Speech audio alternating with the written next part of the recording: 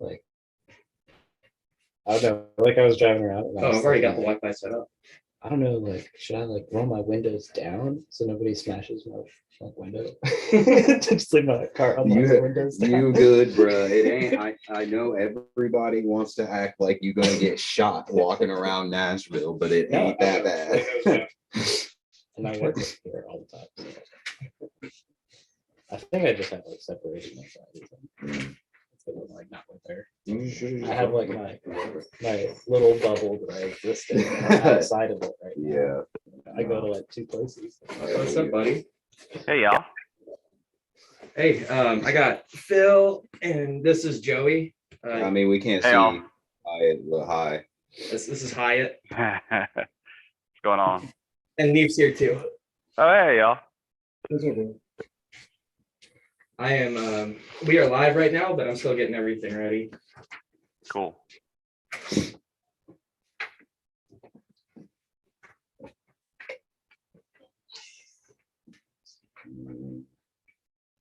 How was your day?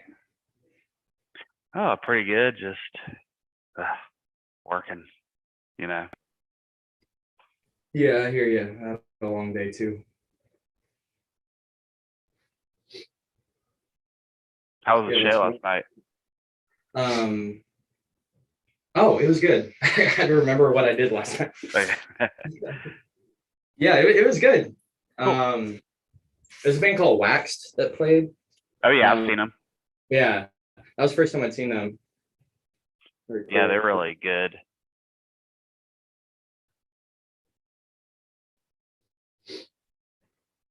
I'm just posting links. Thanks for being patient, Alice. If you're watching this in post on a recording, you're like, what are they doing? Wasting Alice's time. Yeah. Come on.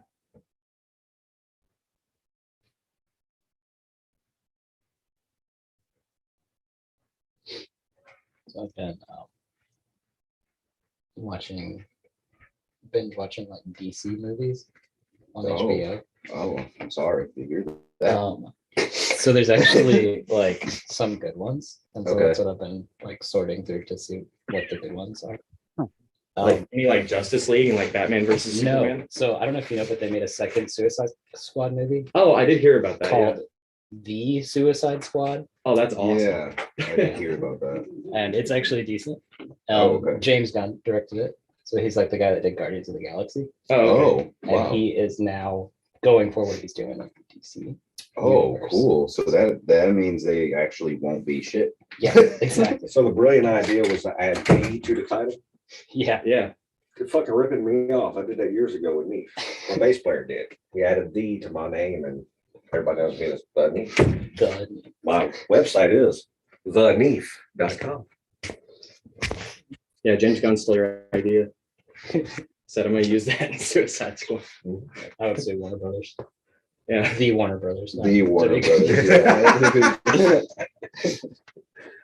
But then there's a series called Peacemaker that is Oh yeah, with probably great. bum, ba, bum.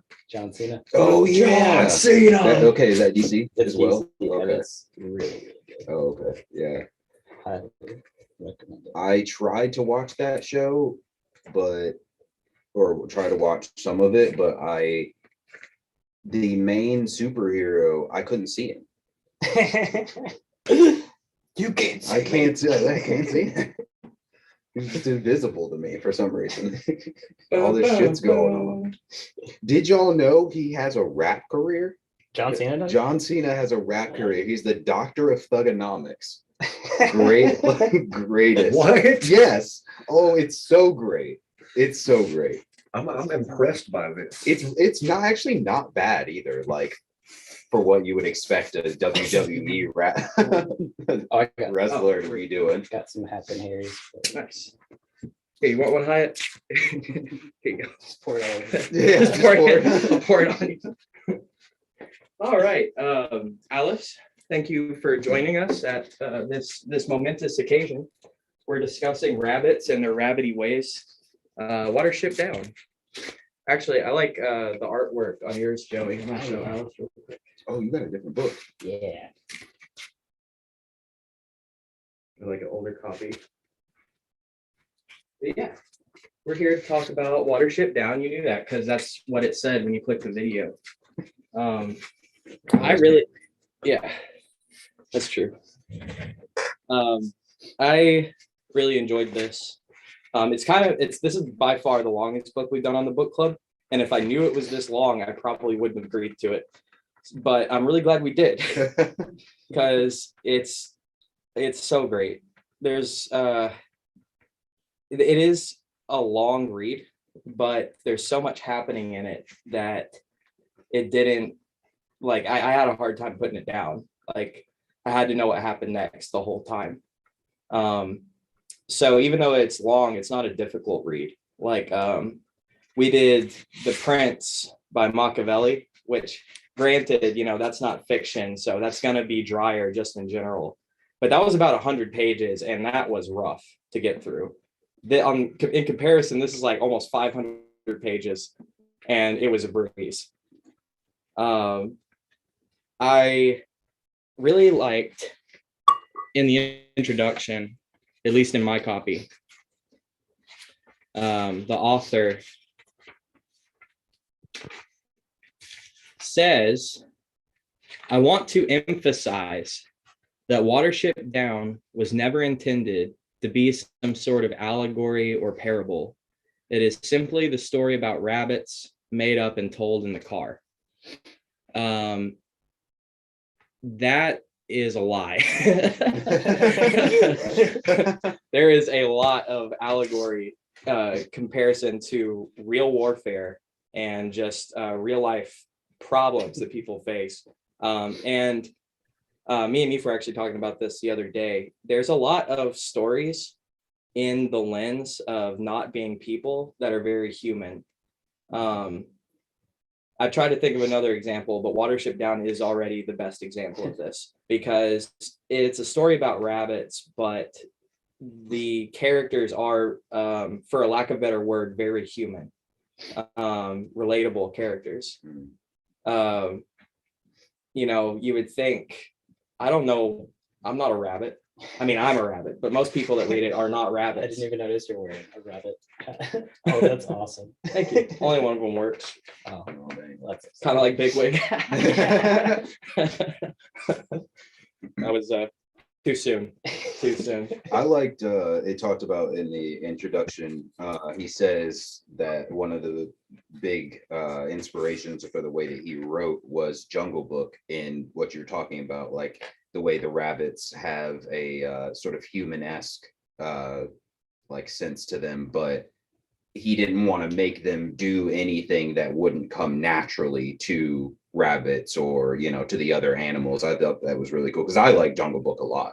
So like I thought it was cool to have another story like that where it was like kind of like relatable, but also it's very immersive into rabbit culture, itself. Yeah. I have comments on that, but before I do, I guess I should ask, Hyatt, can you hear us okay? Yeah, I can hear y'all. Okay. As I guess that'd be pretty shitty if I was talking and Alice is like, what? But yeah, no, it's anthropomorphic, but not in the way that like something like Redwall is. Like where they're wearing clothes and they're using weapons. It's like the only thing that's anthropomorphic about these rabbits is the way they think. They don't do, they don't have cars and society in that way. Behave. I like that I don't know, I'm getting ahead, but like they call the cars rootadoos. Rootadoos, yeah. They have so many cool little language things in there. Also in the introduction, he talks about Silflay, like how they have a word for go above ground and eat, which is like a whole sentence. But rabbits, that's something rabbits would say to each other all the time. Yeah. So obviously they would have a word for it, whereas like people wouldn't really have a word for that. That is awesome. Yeah. He put a lot of work into Lapine, the rabbit language. It's really cool. Like you mentioned the Harudu. Yeah. I don't know if this was in your thing, but at the beginning in mine, the acknowledgments, it says, I am indebted for a knowledge of rabbits and their ways to Mr. R.M. Lockley's remarkable book, The Private Life of the Rabbit. Anyone who wishes to know more about the migrations of yearling, about pressing chin glands, chewing pellets, the effects of overcrowding in warrens, the phenomenon of reabsorption of fertilized embryos, the capacity of buck rabbits to fight stoats, or any other features of lapine, is that how it's pronounced? Lapine? Lapine. Lapine life should refer to that definitive work. I want to do more research about that, like the reabsorption of embryos, because that's a big deal. In the story. Yeah, Yeah. but I never got around to it. But it seems really interesting. I mean, yeah, I don't know a lot about rabbits, so I'm kind of just taking his word for it. But Yeah. it seems like he really did his research which again, it's like, okay, dude, this is a lot more than a silly little story you told your kids. Yeah, exactly. You're like, that's a lie. That is not. Yeah. I would never tell it to my daughter. It is. It's kind of it's not a children's book. Like I could see like middle schoolers reading this like for a book assignment. I'm sure they do, but it doesn't come across as a children's story at all. Yeah, aside from the fact that it's about like small woodland creatures, it's really heavy. Like it really, like, from the get-go, it starts out very like just here's some problems, some real problems that kids wouldn't really know anything about. And and shit hits the fan really fucking fast. Like, and I think that is something else that I really enjoyed about it, was it has a lighter hearted feel to it, but it is like you said, it's not a kid's book at all. Like, Yeah. I also like how in the beginning of each chapter there's a quote from a different thing. That was really cool. Yeah.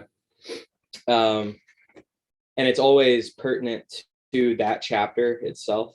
Not just this one, but a lot of like great books. Each chapter is its own little crafted story. Like I think about like Wizard of Oz is like, that book has all these segments in it, like different, not disjointed from each other, but it's like each is their own little story. And actually on that, they have a lot of superstition in Watership Down. Like they have their own religion and like fears about like the afterlife. And that's probably the most human aspect of it, is their culture and like just how these things develop.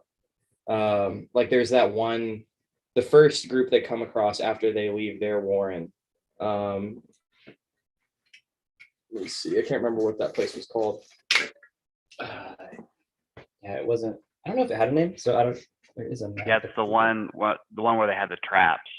I'm trying to remember the name of it. Yeah. Yeah. That was Cowslip's Warren. Yes, Cowslip. Yeah. I was kind of expecting them to show up again later, but the fact that they don't makes me think that they probably didn't end well for them pretty soon after all that happened. Like maybe in the lifetime of the story, that Warren could have gotten taken out. If you didn't read it, Alice, what we're talking about is there's a certain camp they come across, and everyone is like really weird to them. They're really inviting, which at first is like they're hesitant about joining them because they're so inviting. And it's like, okay, something's weird about this group of rabbits. And they don't have any rules. They're really very just, what's the word? They don't take anything seriously.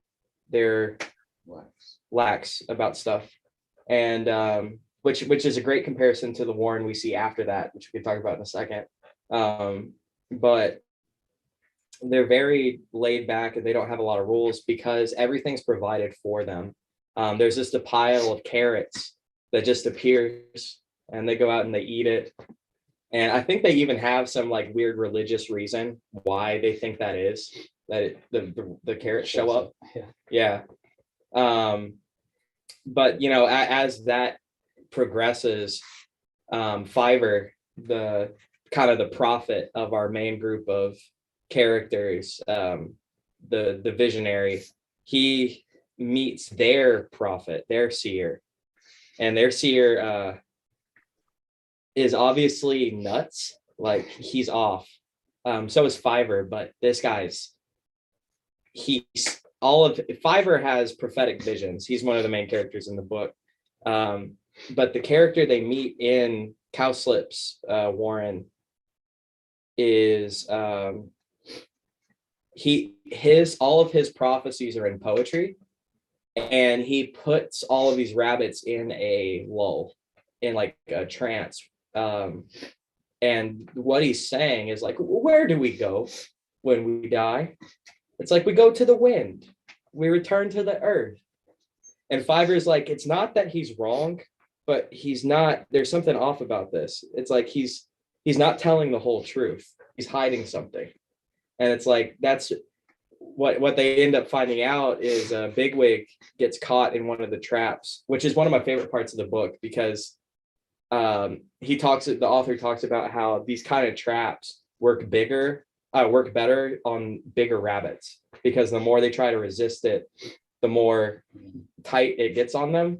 And like Bigwig, being like probably the most stubborn rabbit, is just like trying to get through it, and he keeps getting himself stuck in it. And the author talks about like rabbits will break their necks trying to get out of this. But anyway, that's what they end up figuring out about Cowslip's Warren is the farmer, instead of keeping them in hutches, he just lets them stay in their rabbit hole, and then like brings them carrots so he can pick them off one by one.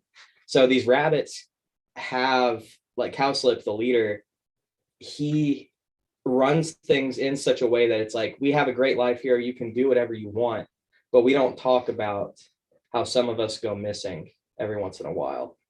And that's a very religious thing, in the sense of like, it's almost like a sacrifice to the gods or something. Yeah. It's like, this is, we don't question it. It's like, it reminds me of like Mayan culture or something. It's like, look, we need to sacrifice someone so that it'll rain later. Right. And it's like, we need, like, rabbits are going to go missing, but not enough for us to panic, just one every once in a while. And in return, we get this awesome life that we have. Mm-hmm. And some of those rabbits they end up taking with them, like, I think it's a Strawberry actually, but Strawberry never developed right. Like, now that he's out on his own, he doesn't know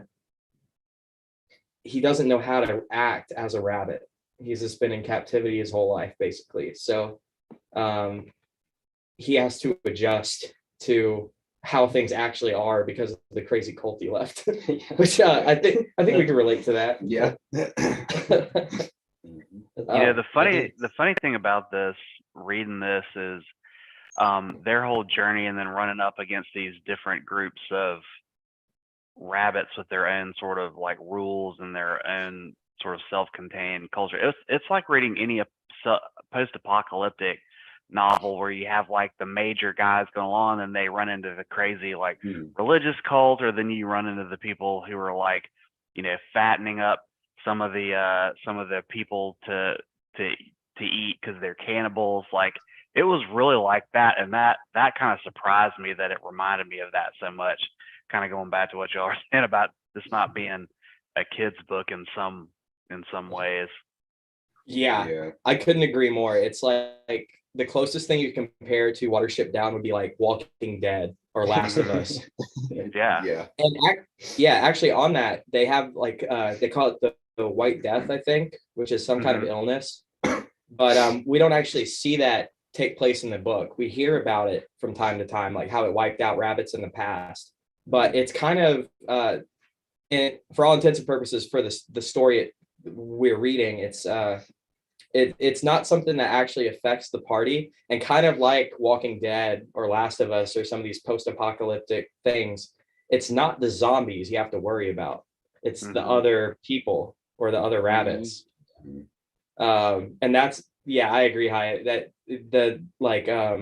it really felt like post-apocalyptic, where you're running into, this is a group of cannibals, or this is a group that's extremely authoritarian and like militant.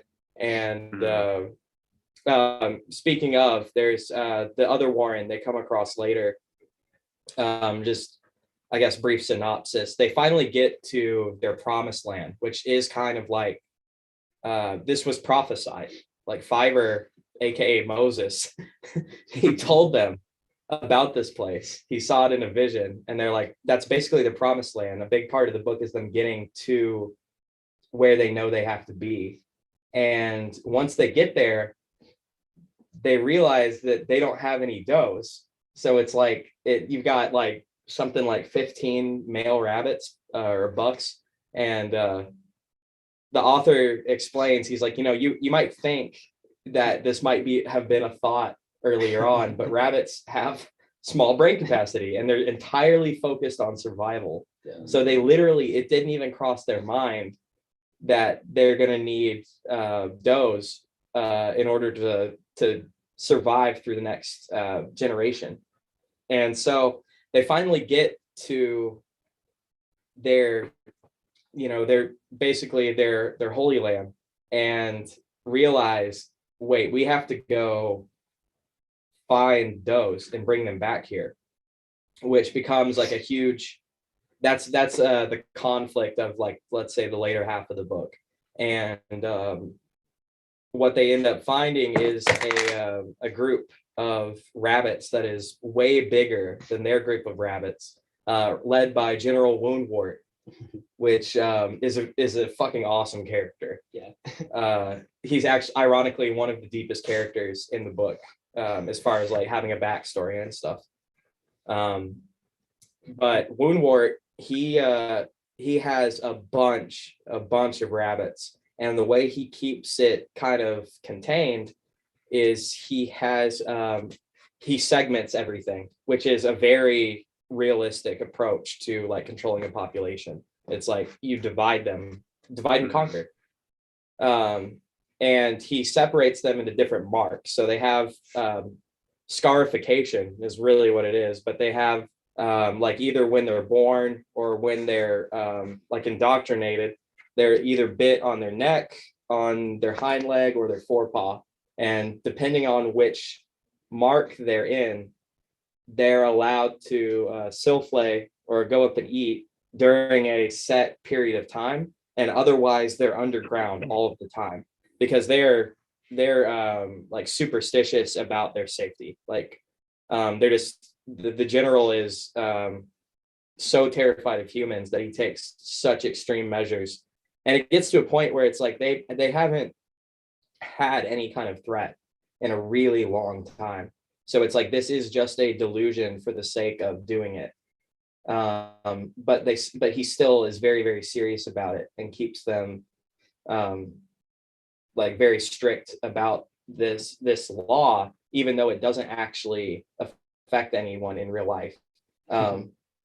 It's just like an imagined enemy. It's like in his efforts to protect, he ends up becoming a monster, which is Woundwort's a great character, man. Yeah, it's just awesome. That's one really cool thing is like, you have this villain, but they make you understand him and how he came to be that way. It's not just like a cartoon villain with a twirly mustache. It's like, aha, I'm gonna tie her to the train tracks. It's like a realistic villain and like that progression. I did. I found the cartoon that you were talking about. It's the movie from like the 70s or something, and it's on HBO. So Oh, okay. It was really easy to find. I did like it. It was having already read the book. I still like there were some emotional parts for it, but they did like skip a lot of the stories that they told. I think that's one of the biggest parts is like when they get into storytelling mode and they're like, now we're gonna talk about El Rera. Herrera, yeah. Um, also, like you were saying, they were so focused on survival as they were traveling. There were some really cool scenes where they're like, we have to find a place right now because we're rabbits and we get anxious if we're just running around. And then they would like start to separate and they'd have to like get all back together and stuff. Those are really cool parts because I was like, you start reading it and you kind of forget that they're rabbits for a minute. And then something like that comes up and you're like, oh yeah, these are fucking rabbits. Yeah. Yeah. And if we take the dressing off of it of being rabbits, it's like, and you look at what's going on, it's like, okay, so you have this tribe of people that get where they're going and realize that they don't have any women. And it's like they have to go raid another village. Like that's Viking shit. They're gonna go raid a village and take their women. And luckily for the audience, the reader, the people they end up finding are really unhappy with their current civilization. Like there was already like dissenting does inside that warren, and I'm glad he chose to do that, and it's not like them just stealing Yeah. these does against their will. Yeah, You know, just getting it. yeah. Yeah, it's kind of weird. It was kind of weird to me that that most of the people that came with the group were male. Well, all of them that went with the group were male. Like I was kind of just I was thinking like why were none of the does deciding to go with them? But it kind of makes sense because if you are used to, especially as a doe, you would feel most comfortable in the place that you are, regardless of whether or not it's good for you. You're taken care of. You know that not only do you have a hierarchy above you, but you have all the bucks are going to look after you because you're a female and you're necessarily for the propagation of the species. So it actually like it was really interesting because of like how just how like real the interactions were between, and we were talking about like how you said rabbits have small brains, so they're mainly focused on survival. There was the part in the beginning where they have to cross the river and Blackberry is like, we can use this piece of wood floats, so maybe we can put things on it and it floats. And Hazel's like, I don't know what the fuck you're talking about, dude, but okay. And then they do it, and he says that afterwards the rest of the group forgot that even happened. Yeah. They forgot that was a thing they could do. But Fiverr came back to Blackberry and was like, hey, that was a good idea. We should actually remember this. Yeah. And I thought that was really cool, like that immersion, in the way that they operate. That was one thing that they skipped in the movie. They skipped that first boat scene and they made the second boat scene like the only time. I gotcha.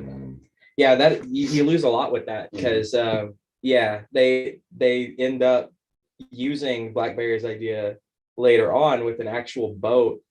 And when they steal the boat, I loved this part because they were talking about how the ones left behind, like Woundwart's crew, went into Tharn, which is like he describes. Actually, there's a dictionary in the back, so I'll give a definition of Tharn. Tharn is stupefied, distraught, hypnotized with fear, but can also, in certain contexts, mean looking foolish or heartbroken or forlorn. And that's basically it's a phenomena that affects our party and rabbits in this book is they'll get so scared that they can't move, like petrified, like an animal in the headlights. Like that's what they're describing, is that utter fear. And they were so confused by these rabbits getting on a boat and floating down the river that it like stupefied them. They couldn't move. It was just so awe-inspiring. I thought that was really cool. But yeah, there's a lot of reoccurring things like that. Like Bigwig leads that fox onto the wide patrol when they're trying to circumvent Ifrafa. He ends up turning, he gets a fox to chase him, and he runs it into a patrol, and it ends up taking out one of the rabbits in that patrol. And Blackberry says then too, he's like, we should remember this for later. And that's it. What ends up happening in the end is they let loose the farmer's dog on Woundwort and his crew, which ends up saving their warren. And the superstition is one of the coolest parts of this book, because this group of rabbits, they're like, okay, they have a bird, they sicked a fox on us, and now they've sicked the dog on us. Like, they're literally gods. These rabbits are not like they're on another level, dude.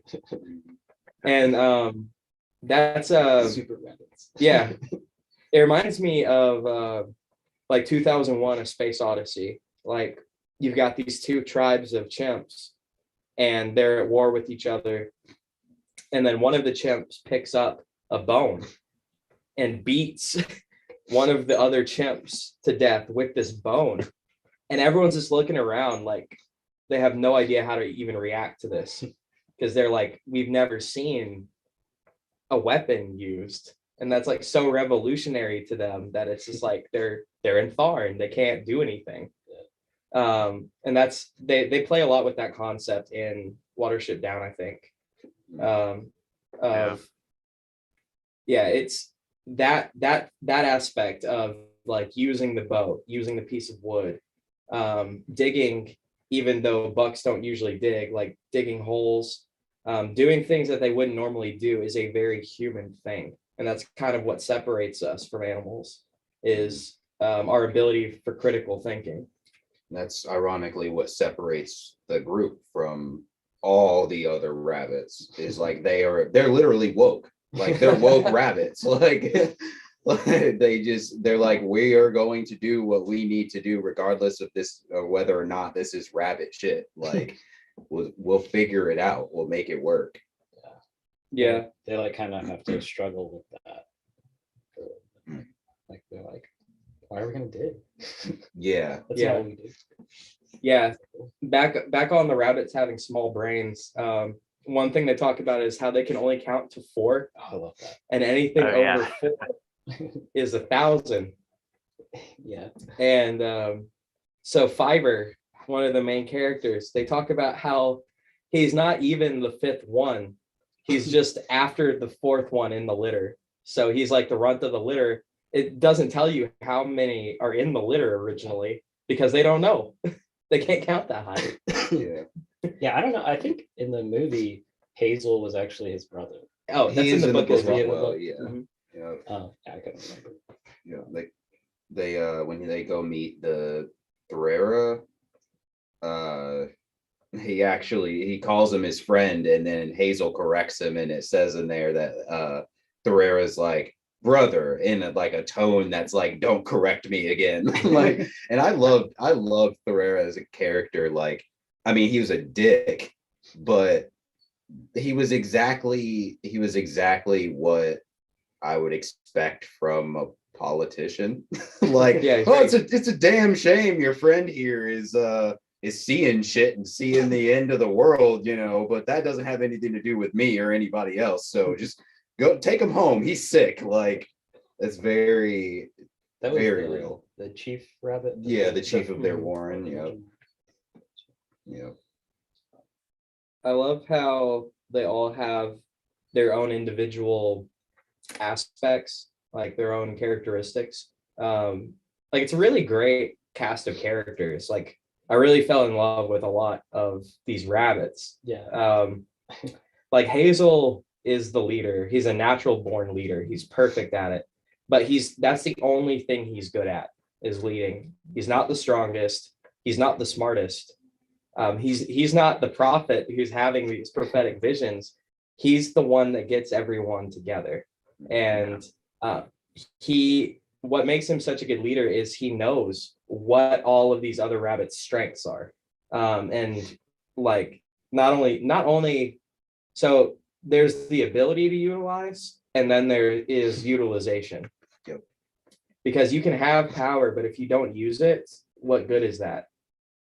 And that's actually not a very common trait among people, is the actual application, the actual use of your abilities. Yeah. Or other people's, like Yeah. seeing other Yeah. people's abilities and acknowledging other people's strengths. Kind of people use it as like a competition, and will try to downplay other people's abilities. Where I don't know, I'm going on. But No, yeah, you're right. It's like just the recognition Mhm. that someone is better at something than you is kind of lost on people right now. It's like, yeah, it is. Even like weaknesses too. When they left, shortly after they had left the Warren, they were looking for a place. They were running through the woods and everything, and they're all fucking terrified, and they're all tired, and they finally stop. But it was Hazel notices specifically. I want to call him Pippin, but I don't know. Pipkin. And he has Dandelion, who is also terrified out of his mind, start telling the story so that Pipkin can be okay and take his mind off the fact that he's scared. And it's like, yeah, Hazel wasn't the fastest, strongest, or smartest, but he knew everyone, and that's what made and then the utilization of people's strengths during other people's times of weaknesses, or just deferring, allowing Blackberry to go ahead and do the thing with the wood, like he was a great leader just for that. Yeah, he had no idea what was going to happen. Right. Yeah. He was like, okay, I know you're smart. I know you have a good idea. You might have a good idea. Go, Yeah. And you wouldn't like Dandelion is one of the most crucial parts of that crew. And you wouldn't think, like, Bigwig's the strongest, Fiver's the visionary, Hazel's the leader, Blackberry's the smartest, and Dandelion's a storyteller. And it's like that. Yeah, the bard, really. Yeah. And that's he that is so essential because of like you were saying, Pipkin, he's building morale. And that comes up several times in the book is storytelling. And one thing the author talks about is like these rabbits hearing these stories, it's like it's happening to them because they have a very strong imagination. So it puts them there. And so like, humans have this ability too, but it's like we're losing it, because we have short attention spans because of technology.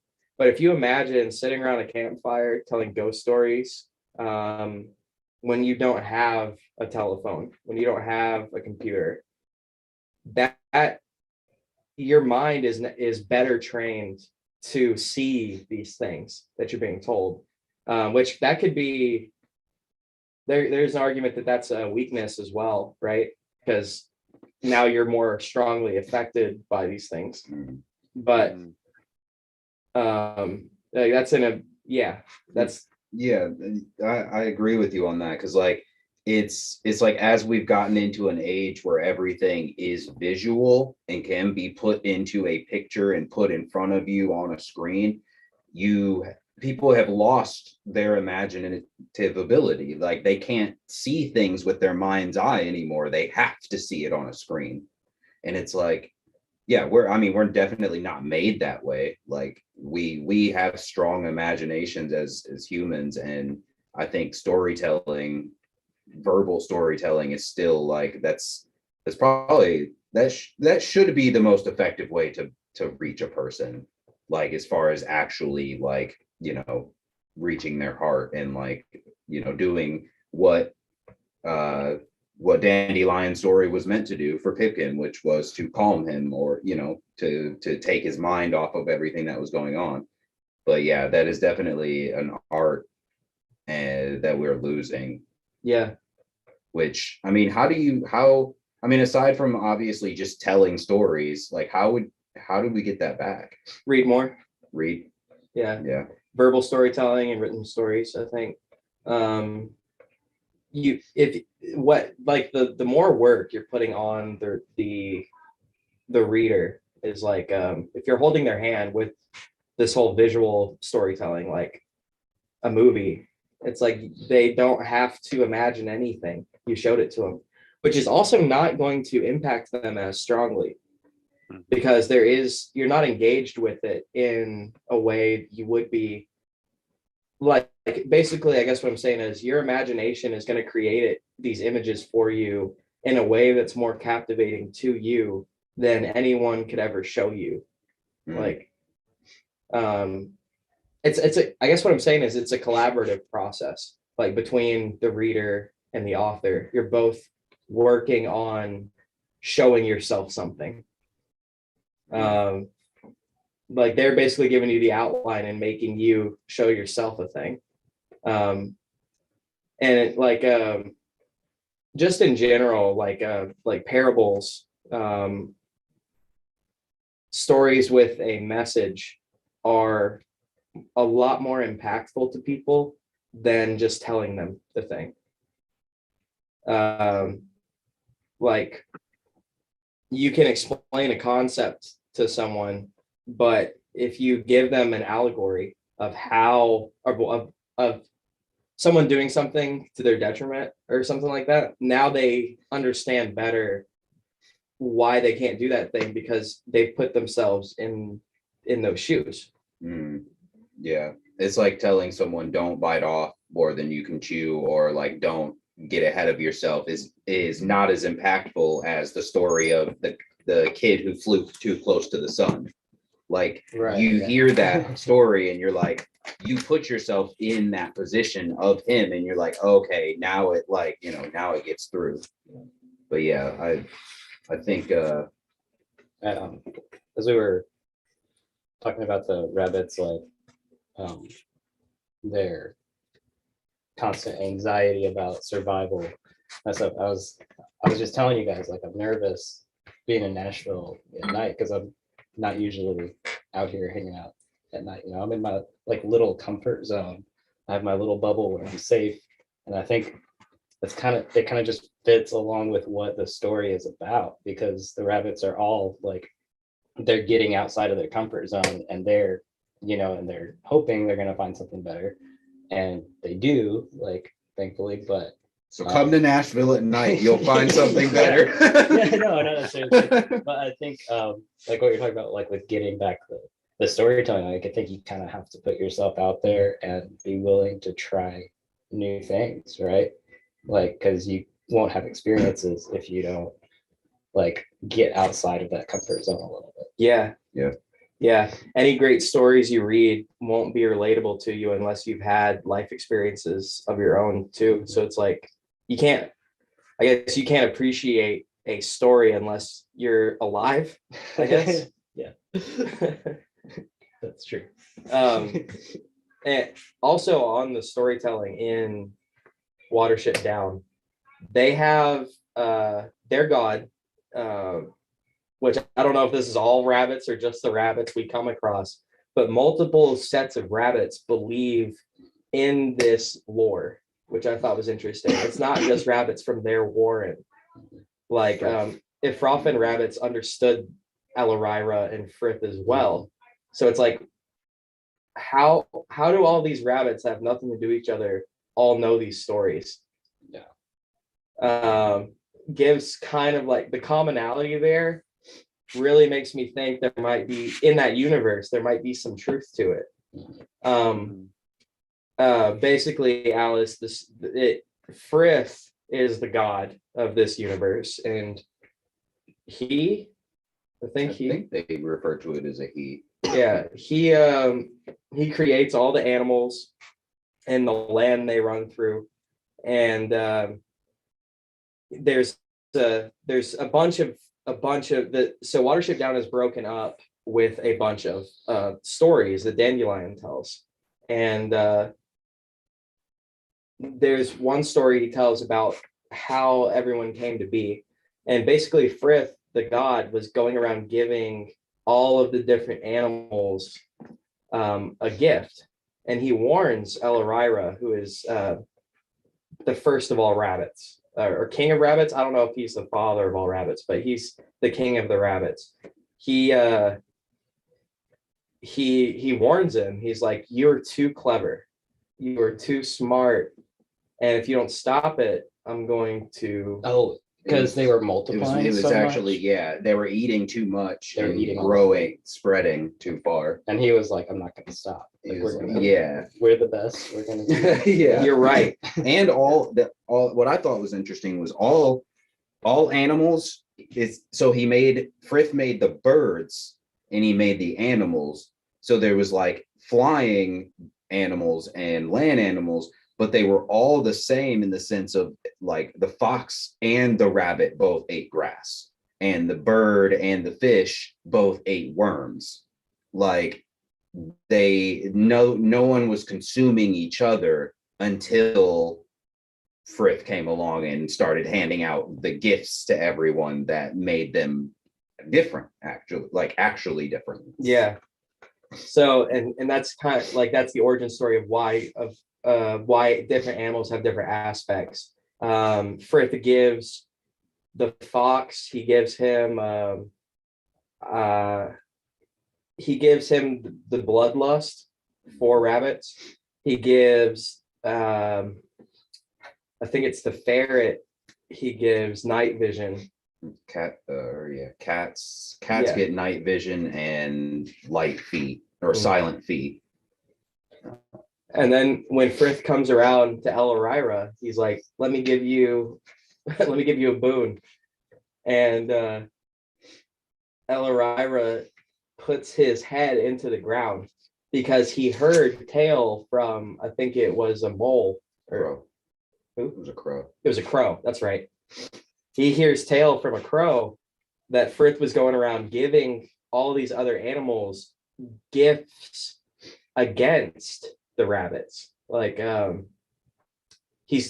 Frith warned Elorira he was going to do this. I'm going to turn all these other animals against you. And Elorira got scared when Frith came looking for him. He didn't know what he was going to do. So he sticks his head in the dirt and hides, but he can't get all the way down and his butt's sticking out. So Frith blessed his butt. He's like, I'm going to give you strong, powerful legs. That way you can outrun all of the people trying to kill you. And that's how rabbits came to be. This is one of my favorite passages, which is at the end of it, after he blesses him. He says, Frith called after him, Elorira, your people cannot rule the world, for I will not have it so. All the world will be your enemy, prince with 1,000 enemies. And whenever they catch you, they will kill you. But first, they must catch you. Digger, listener, runner, prince with the swift warning. Be cunning and full of tricks, and your people shall never be destroyed. Oh, okay. Yeah. So he cursed Elorira because he was multiplying too much. But Elorira had to become clever as to survive. They had to be smarter than all the other animals. Which is actually, that's interesting. That's actually the gift he was given. Not necessarily his strong legs, but having all of the enemies turned against him is what makes him clever. And that's, as we see in Watership Down, that's the real gift that rabbits have. Yeah. Is, at least in this story, that they're extremely intelligent and cunning. Like their anxiety of sensing danger is actually like what makes them formidable. Their greatest asset. Yeah. Mm-hmm. And there's the black rabbit, which is basically their grim reaper. They have this story about there's the black rabbit which comes for you, and that's death. That's what kills rabbits. And they have all these different stories with the Black Rabbit, which one of the most terrifying parts of the book is when in one of Dandelion's stories, they go, Elorira and Rabscuttle go to meet the Black Rabbit and his Ulsla. And oh man, the Black Rabbit plays a game with Elorira, and Elorira, he bets his ears and loses them in a bet. So he has to wear these like leaves on his head. And then he lost something else too, his whiskers. So he had to keep straw there. And yeah, the Black Rabbit is an interesting thing this superstition, but then once we get to the end, actually, I think it's the very last part. Spoilers. Okay, yeah, I'm just gonna read this because this might be one of my favorite parts.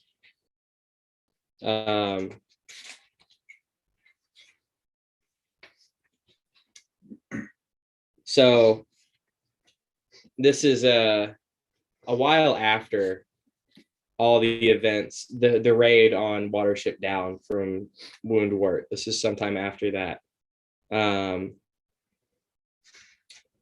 One chilly, blustery morning in March, I cannot tell exactly how many springs later, Hazel was dozing and waking in his burrow. He had spent a good deal of time there lately, for he felt the cold and could not seem to smell or run so well as in days gone by. He had been dreaming in a confused way, something about rain and elder bloom, when he woke to realize that there was a rabbit lying quietly beside him. No doubt some young buck who had come to ask his advice. The sentry in the run outside should not really have let him in without asking first. Never mind, thought Hazel. He raised his head and said, "Do you want to talk to me?" "Yes, that's what I've come for," replied the other. "You know me, don't you?" "Yes, of course," said Hazel, hoping he would be able to remember his name in a moment. Then he saw that in the darkness of the burrow, the stranger's ears were shining with a faint silver light. "Yes, my lord," he said. "Yes, I know you." "You've been feeling tired," said the stranger, "but I can do something about that. I've come to ask whether you'd care to join my Ulsla.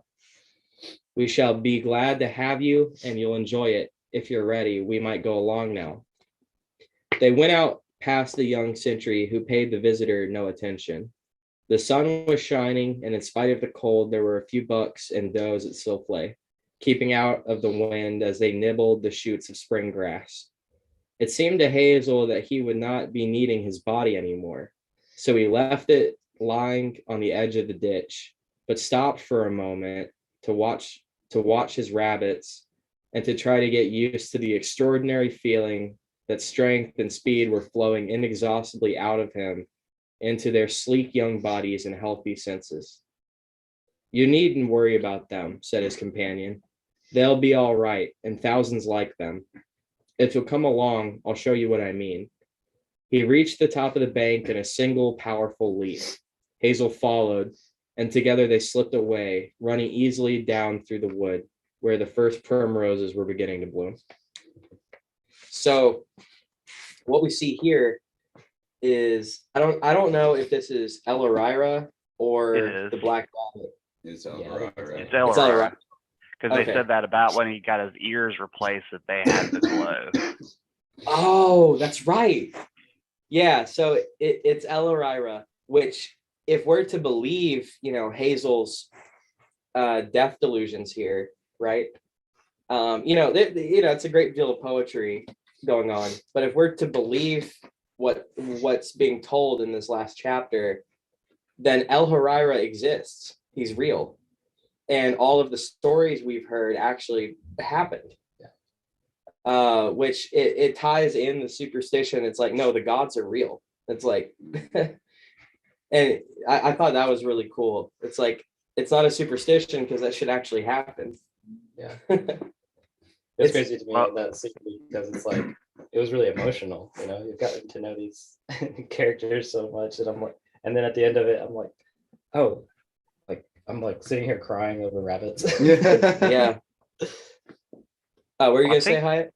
Oh, I was gonna say, I think too, in a lot of ways, the way that whole bit ends up, that El O'Reilly kind of becomes a Christ-like figure, in that, you know, he has gone down, you know, to the underworld, defeated death, you know, sacrificed himself for everyone else, and you know and the person who comes to collect Hazel is not death, but El O'Reilly.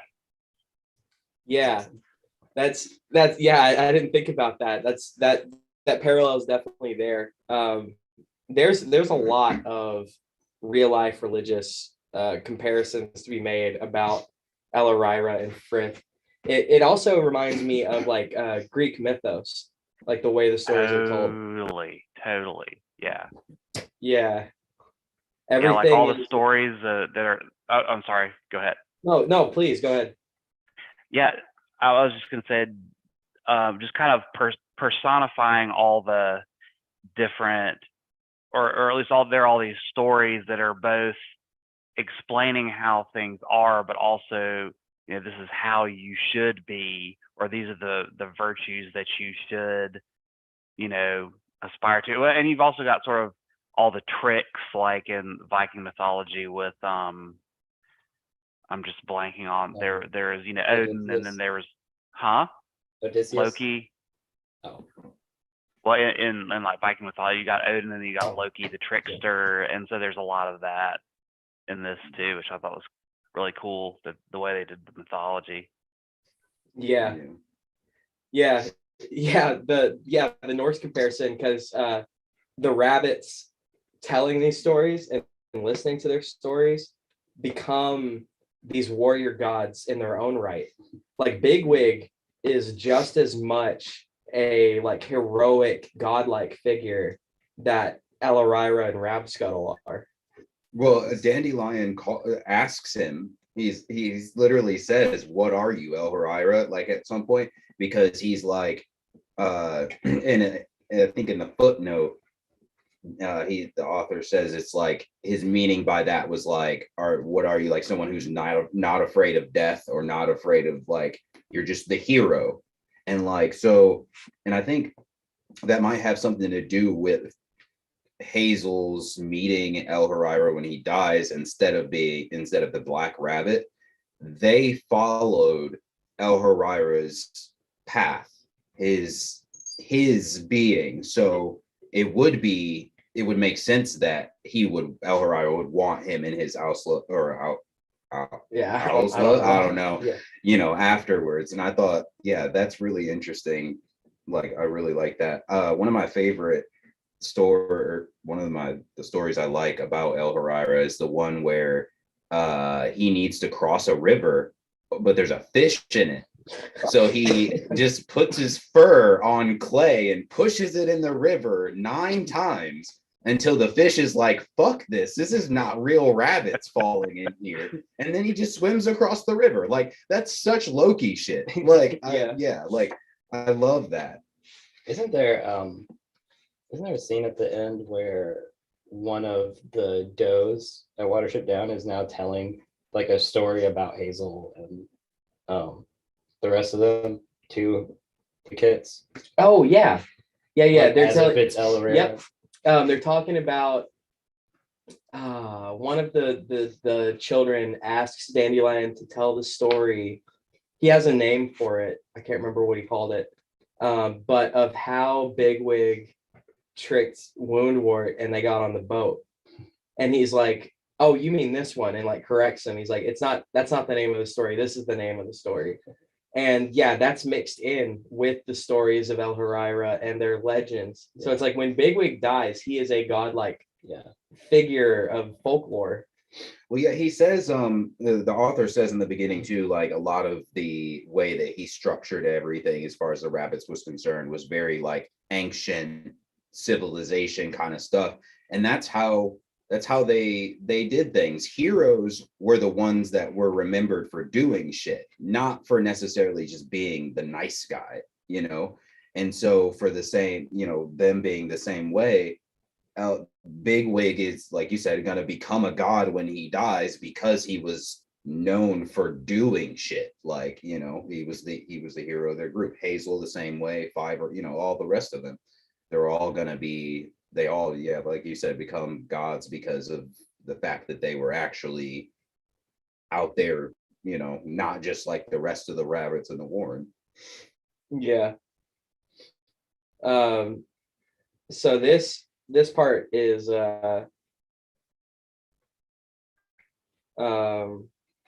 I believe this is after, where am I right now?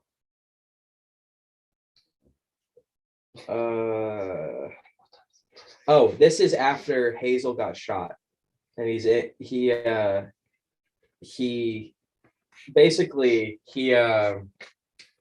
Hazel sent Holly and Silver and Blueberry, I can't remember, to Ifrafa before they knew what was up with Ifrafa, to go get the does. Just like pretty ignorant in retrospect, but it's like, oh yeah, just tell them we need some does. They have more than enough, because Kahar, their bird, he told them what was going on. Like, yeah, they've got a bunch of does over here, and it's like they kind of have, their situation is they have a very loose control of what's going on because there's so many, and like they're discontent. And he's like, yeah, just tell them we need some does. And they get kidnapped and taken prisoner. And so Holly's talking to Woundwort, and he's like, okay, we're from another warren. We didn't come here to join you guys. We're just here to talk to you and like make a bargain. And Woundwort's like, I don't think you understand. You're prisoners now. You don't leave. And so obviously Hazel doesn't know this at the time. He's waiting for them to come back. And in his folly, it's like one of the only times you see Hazel fuck up, which I do appreciate, but it was a stupid mistake. He decides he's gonna go get some rabbits out of the farmer's hut they're in a cage. He's gonna go break them out by the time that Holly gets back with his does, which is just a really I forget what they called it. They have their own word for like stupid decisions like that. But it doesn't end up right, and Hazel ends up getting shot by the farmer. And anyway, Fiverr comes back and saves him. And so now Fiverr is waking up Hazel. Hazel is in and out of like death throes and sleep delusion because he's bleeding out in a hole somewhere. And Fiverr tries to get him up, and it says when Fiverr's urging had penetrated his dark, ebbing stupor, he had at first actually tried not to respond. It was so much easier to remain where he was on the far side of the suffering he had undergone. It's like if you imagine being like critically wounded and you're dying in a hole somewhere, and then your friend comes and gets you, and you actually try to ignore, like act like you're dead, like act because you do not want to be saved. That's how much he says to be on the far side of the suffering he'd undergone. He's like, I've already been through the suffering and now I've made it to my rest. It's like, don't drag me back through that into life, because that's going to be extremely painful. But the reason he ends up going is because he realizes that Fiverr and Blackberry risked they risked a second journey to the farm in the broadest of daylight solely to find him and save his life. That's why he forced himself to his feet and began to stumble down the slope on the road. So it's like out of respect for what they did is the only reason he went with them. And later on, Hazel's talking to Fiverr. He says, Harairu, what would we have done without you? None of us would be here, would we?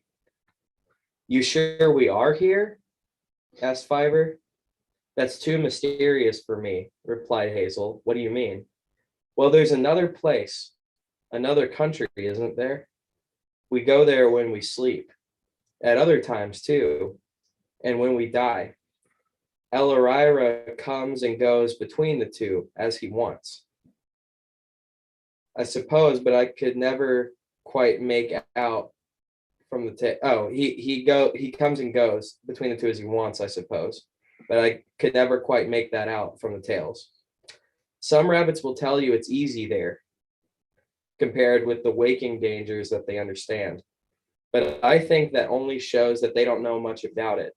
It's a wild place and very unsafe. And where are we really? There or here? It's fucking deep. Yeah. It's like that's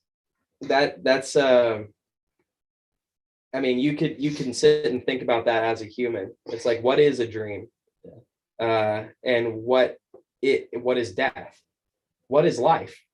And where are we? Yeah. Right now. Where are we? It's like to be alive is to be in conflict between these two spaces. And we know a lot about dreams now through science and technology. It's like it may not be as simple as like this is another place you go. It might, that might be a performance that your brain's putting on for you. But to these rabbits, it's like that is another realm of existence. Yeah. That they walk through. And who's to say Fiverr's wrong, Well, Fiverr's never wrong. Oh, that's true. Fiverr always knows. Yeah. Fiverr's always right. Can we talk about how the reason they left the Warren was because of land development? Yeah. Like we are the reason they left the Warren to put up a condo. Yeah.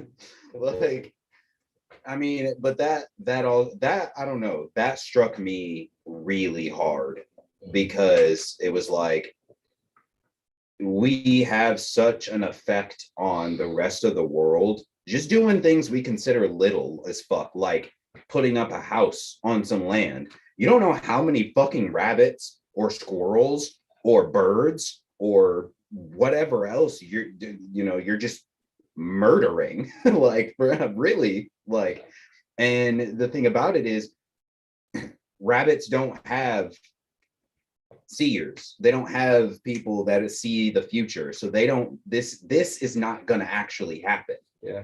You're just going to kill an entire warren of rabbits. Like, I don't know. It kind of made me like, I don't know. It hit me hard thinking about that. I did that recently. You did that. So let's hear about it. Kill a Warren of rabbits. But no, Lauren was really, she was pretty upset because, we get a lot of tornadoes here. And so we had a tree fall down on our, like, busted our shed, and it pulled the power lines out of our house. We didn't have power for a couple weeks. And so like ever since then, I had like really bad anxiety because we had all those trees around our house. So like last year, I had we got a flyer in the mail that was like, we're cutting down trees. And I was like, all right, yeah, come get all these trees down. And Lauren was like, I just don't want to think about all the animal life that we're just ruining.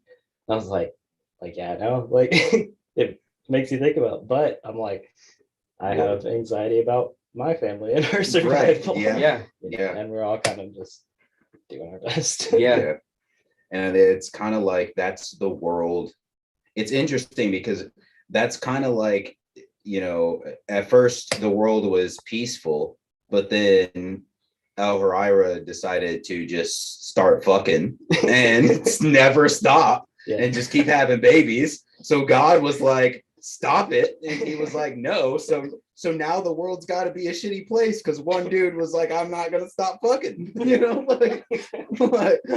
that is the world that we live in. It's one there's no simple answers to things. It's like, well, I could not cut down the tree to save these birds, but that tree could also fall on my house and kill my child. Yeah. It's like, which one would I rather, what means more to me, but it is, it's I mean, yeah, and I don't think there's anything wrong with choosing to be on the side of humans versus animals. Right. I mean, yeah. It's like, we kind of forget that like Earth goes fucking hard. Like Earth go hard so though. hard. I just saw a video talking about chimpanzees. Oh my God. So there's this tribe of chimpanzees and they had a leader, and the leader was like kind of a tyrant, and he would like just be an asshole. So one day he was being groomed by another chimp, and for apparently no reason, leader chimp just turns around and starts attacking the other chimp, and the chimp that got attacked was like, nah, fuck this, like I'm done. So he starts fighting back, and then all the other chimps start jumping in and beating the leader. And so they don't just like kill him, they bite him, tear off his penis and like bite off his fingers and shit, and then kill him with a rock. Wow. Like, and I was like, oh my God, this is so fucking savage. Like, yeah. And chimpanzees, like, it's crazy to think about like other animals, like, because that's human shit. Like, but like they do that shit too. Like, if they decide that they've had enough, they will rise up against the leader of their group, and they won't make it they won't make it painless. They don't have mercy. They'll fuck them up. I think we're overdue for that as people. Let's go rip off your local politician's dick and beat him to death with it. Wherever you are, Alex. Oh. Kind of different. Yeah, I think there's something to be said about like animals using tools. Like I mean, chimps do that. I think several in the ape family do that. I don't know, because like in the book rabbits do. I don't think rabbits really use tools. Not in this, not in Watership Down. Well, they use the boats.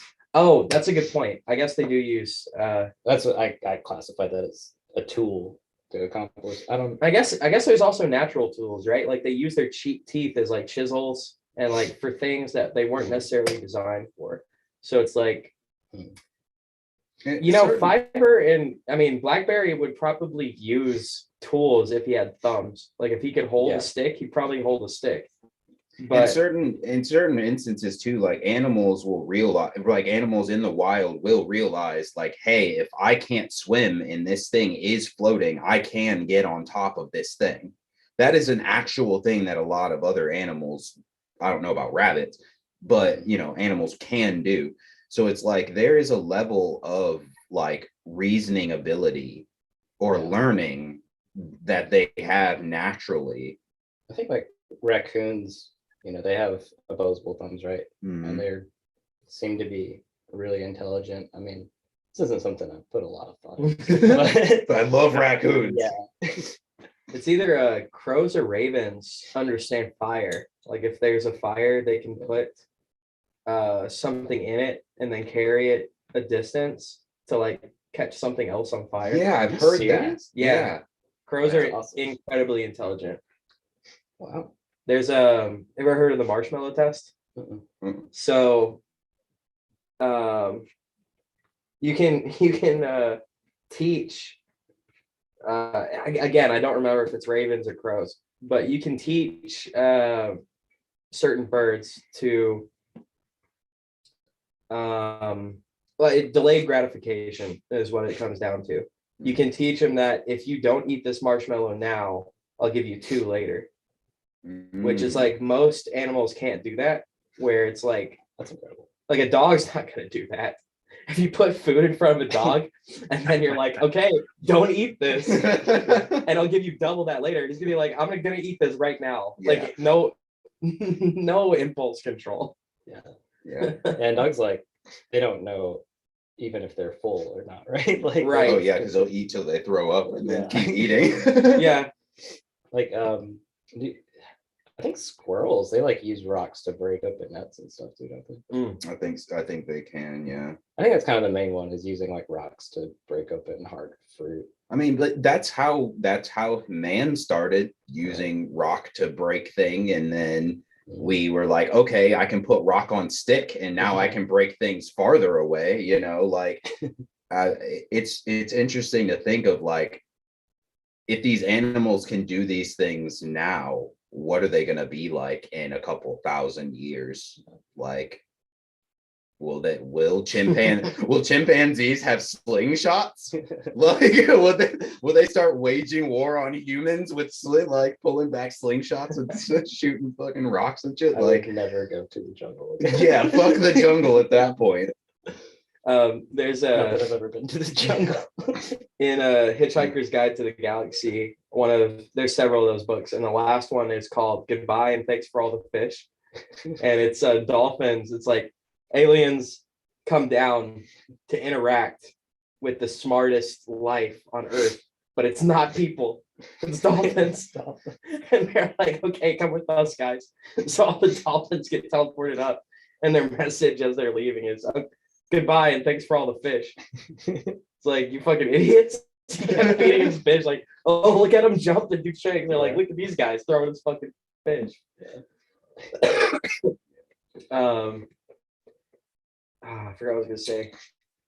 That was a South Park episode also. Really? Yeah. I mean that was a big one. I think it's Cartman gets an anal probe, and the aliens come to Earth and they like abduct him and he gets an anal probe. And but then like the aliens come back and they're only talking to the cows and they're like, Oh they're yeah. like, moo, moo, moo, moo, moo. Oh yeah. They're like, you're the most intelligent species. Yeah. I remember. I didn't see that episode, but that's in the Stick of Truth Is it? in the game. Yeah, you can get the anal probe as a weapon.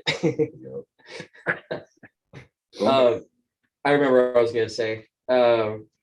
I think it was Randall Carlson talking about it, but I was listening to someone talk about how like the greatest achievement or the greatest technological advancement in human history was the container, because that's what basically delayed gratification for us, where it's like instead of going out and hunting every day, it's like you can put all these berries and stuff in a basket and then keep that somewhere for later, which gave us more time to do other things like understand agriculture and art. It's like if you think about it going forward, that's kind of what currency is too. It's almost like this is a container of value. This paper contains value, and it's like this instead of carrying around a bunch of steak and bananas and what have you, you can have this thing that represents a value and can get those things later on. It's like that's kind of like a container, a little bit. Yeah, I guess not. I think don't squirrels save nuts for the winter? Like they have a concept of storage, and other animals also like have a concept of like storing things for later. Yeah, like bears when they get butt plugs. When they get butt plugs. When they That's good. Bears use butt plugs. Yeah. Is that what I'm hearing? Yep. Oh, back, okay. going back to the Earth Go Hard, something else that I saw on a video was they were talking about the elephant that killed that lady and then went to her funeral. I heard about that. But also apparently that's becoming like elephants are used in like countries like India and Asia and Africa for moving things.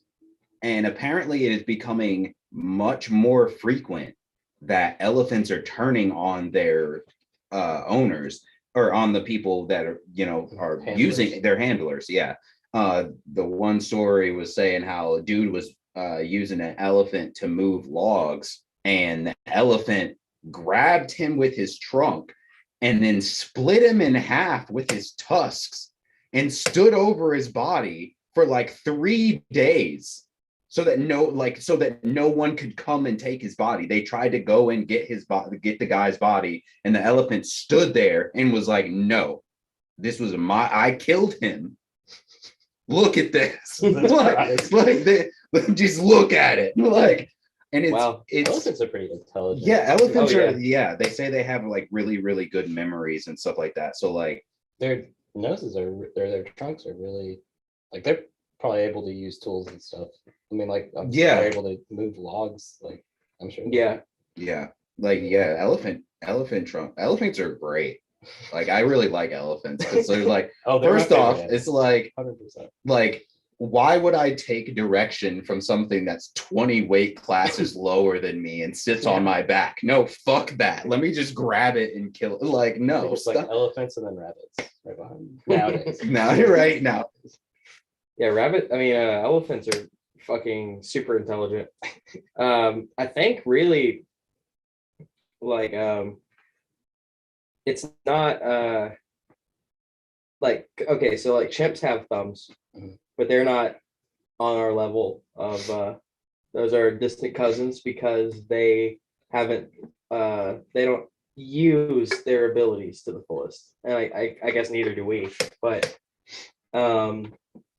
and then we have like dolphins or elephants, which are super intelligent, but they don't have thumbs.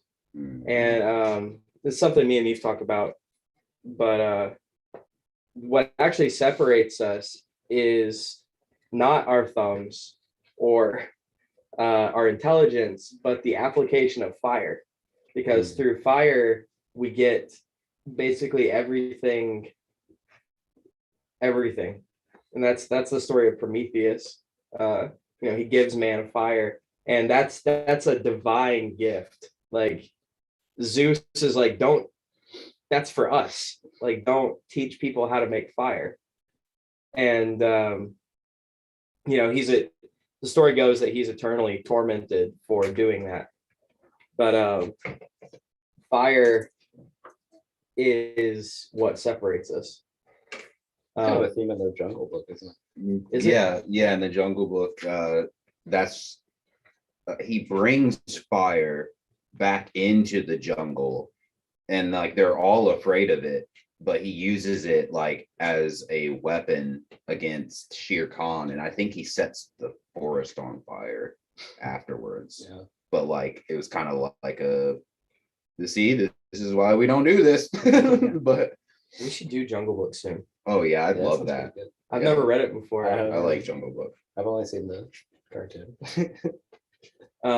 We are actually, we've been going for like an hour and a half, so we can start wrapping it up here. Alice, you've probably seen Hyatt here before, but Hyatt has an awesome band called Cassette Stress. Do you have any shows coming up? Yeah, the next one I know of is in May 10th at Gunk House. There's that DIY venue. Hell yeah. Thank you for the shout out. Yeah, of course. We've Always. got Phoebe right Oh, here. who's kitty. about to say hello. Cats are also great. We Yeah, haven't really talked about cats, but cats are great. there's a lot of really good cats in this book, actually. They are some good cats. Oh, before we leave here, Alice, can I get a drum roll, somebody? We have the next month's book. Actually, this was recommended by Liz, also from Cassette Stress, but We Have Always Lived in the Castle. I'm really excited about this one. Multiple of my friends have told me that this is a really excellent book. I'm really excited to read that. Next month's book club for April, it's going to be the last Wednesday of the month instead of the last Tuesday, because I have a prior obligation on the last Tuesday of the month. So catch us. Read along, Alice. We Have Always Lived in the Castle by Shirley Jackson, and we will catch you. Well, you can catch us next week with a regular scheduled podcast, but then come back at the end of the month for book club. You guys ain't got any more stuff to say about Watership Down? It's great. If you didn't read it, Alice, read it. I actually didn't make it all the way through. I only made it 7 chapters in, but I definitely plan to go and finish it because all 7 chapters up until I stopped reading were amazing.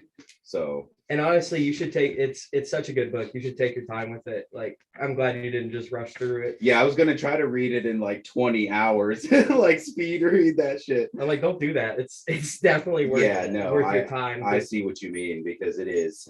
There's a lot to it. There's definitely a lot. Well, Alice, thanks for coming. We'll see you next week.